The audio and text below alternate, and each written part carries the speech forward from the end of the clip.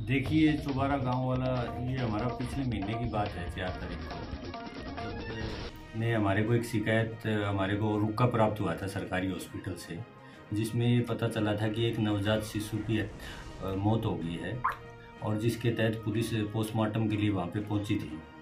तो उनके घर वालों ने हमारे को ये बतलाया था कि ये इत्तफाकिया मौत है, जिसके ऊपर 173 की कार्रवाई की गई थी। उसके बाद इनके बयान भी लिख लिए गए थे, और पोस्टमार्टम करवाने के बाद इसका बिस्रा हमने मधुबन भेज दिया गया था। तो उसके बाद क्या रहा सर आगामी? आगामी तो उसके बाद है ना, ये अगर बात करें तो इसमें थोड़े उसके बाद ये जो इस महिला का हस्बैंड है वो फौज में है, फौजी है। गांव में आने के बाद जब वो तहकीकात करता है तो उसको अपनी वाइफ के ऊपर कहीं ना कहीं शक होता है।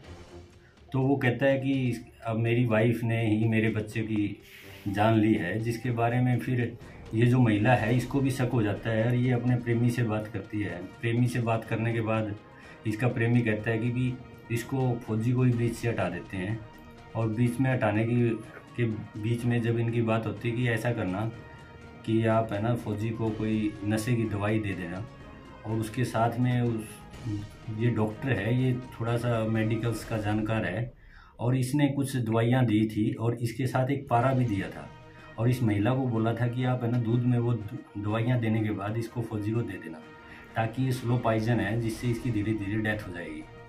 तो इसी तहत प्लान के अनुसार ही इस महिला ने अपने पति को पहले तो नींद की गोलियां देती है, और फिर पारा एक दूध के गिलास में डाल के पिलाती है, और जब वो फौजी सो जाता है तो अगले दिन मॉर्निंग में जब इससे फिर ये कांटेक्ट करती है और अपने प्रेमी को बुलाती है, और इसका प्रेमी ना तेल लेके आता है, और फौजी जहाँ पे सोया होता है वहाँ रिजाई में इसके ऊपर तेल डाल के इस पर आग लगाने की प्लानिंग बनाते हैं वो। और तेल तो डाल के चला जाता है, लेकिन वो जो इसका प्रेमी है महिला का, वो बाहर चला जाता है जैसे ही महिला अंदर रहती है, और वो बाहर से फ़ोन करता है महिला को कि आप इसको आग लगा दो। तो महिला की कहीं ना कहीं ये कहती है कि मेरी आत्मा नहीं मानी, तो मैंने फौजी को जगा के दूसरी चारपाई पे लिटा दिया और उस चारपाई को आग लगा दी। और फिर उसके बाद फौजी को पता चलता है कि ऐसे ऐसे आग लगी है, तो उसने भी एक दरखास्त हमारे को दी थी, जिसके ऊपर 307 का मुकदमा दर्ज किया गया था महिला के ऊपर, और फिर उसमें हमने छानबीन की थी। और दौरान छानबीन एक बात और सामने आई थी, जब इसकी लड़की को भी हमने इसमें शामिल किया था। महिला उसने कुछ बातें ऐसी बतलाई थी कि जिस पे हमारे को इस महिला के ऊपर शक हुआ था, क्यों ना इसकी कॉल डिटेल वगैरह निकाली जाए। जब हमने ये तहकीकात और तफ्तीश जारी की तो उसमें हमें काफ़ी ऐसे तथ्य सामने आए जिसके तहत हमारे को महिला पे और उसके प्रेमी पे काफ़ी ज़्यादा शक था।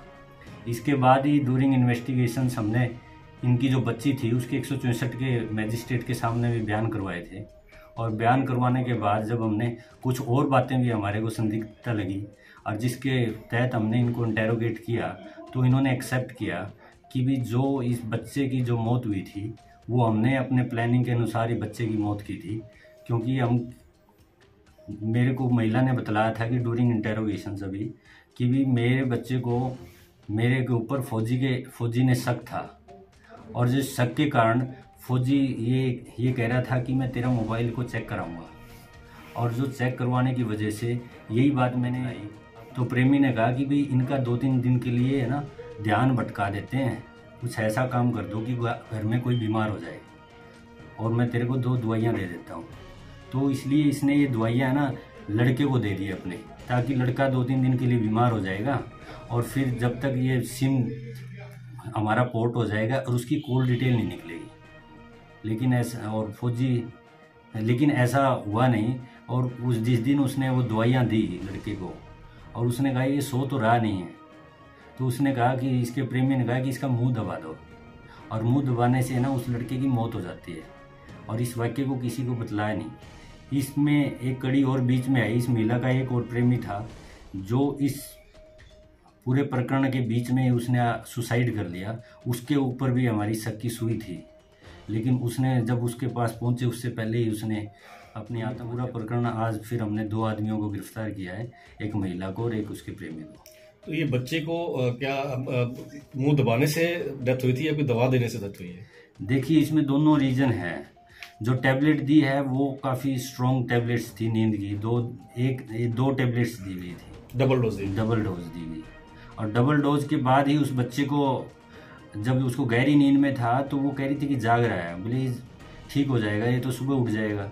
तो इसलिए कहा कि उसका मुंह दबा दो, तो मुंह दबाने की वजह से उसकी डेथ हुई है। अभी ये प्राइमा फेसी है, लेकिन एफएसएल रिपोर्ट और पोस्टमार्टम की रिपोर्ट में अभी तक वेरीफाई नहीं हुआ है। एफएसएल रिपोर्ट मधुबन से आएगी तो उसका पता चल जाएगा कि इसकी डेथ ऑफ रीजन क्या है। उम्र कितनी थी लड़के की? लड़के की उम्र तो सिर्फ 7 साल की थी। ठीक है, तो अब इसको पेश किया।